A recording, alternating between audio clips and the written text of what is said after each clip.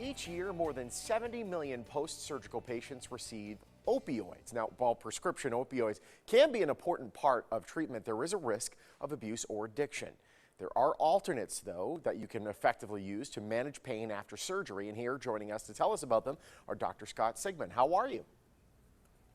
I'm very well. Thanks for the opportunity. So let's talk about opioid use. It's become such a growing problem in the United States. I know some good friends of mine I've lost to opioid abuse. Explain why it's becoming such a big problem. Yeah, it really is a terrible crisis. So as an orthopedic surgeon, I perform surgery on a regular basis, and as we all know, surgery hurts. And as doctors, we try to get our patients through that surgical experience by minimizing pain. And opioids have always been the gold standard in order to manage that process. The problem is that 1 out of 15 patients that have exposure to these opioids can go on to long-term use, which is really helping to fuel this horrible opioid crisis that we're seeing across our country. So we're really trying to come up with alternative pain medication solutions if we can. And what are those alternatives right now for people facing surgery? So in my clinical practice, I'm using a relatively new medication called Exparel. I tell the story, for example, you go to the dentist, he numbs up your mouth, he does his procedure, and you get reasonable pain relief for a couple hours. This medication is sort of a long-acting numbing medication. We put it in at the time of the surgery, and believe it or not, it can provide pain relief for upwards of 2 to 3 days.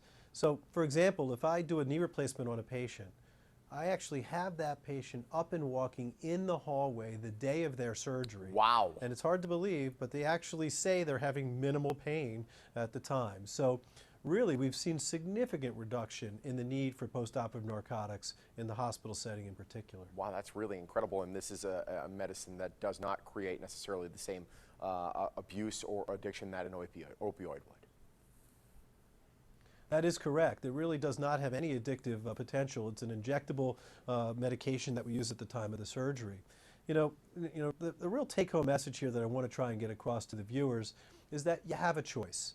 Doctors want to help you, but we also want you to help yourself as well. So having a conversation with the doctor about what the options are and what alternative medications really can make a huge difference. So, and don't get me wrong, going to a doctor can be very scary, and for many patients, they don't want to interrupt the doctor or get involved in their care, but they may not even know what questions to ask. But there's a terrific website, patientdiscussionguide.com, that has a listing of those questions. You can print it off, bring it with you to the doctor, ask the questions that you need to ask, and basically try and make sure you're not one of those 1 in 15 that go on to that substance abuse problem.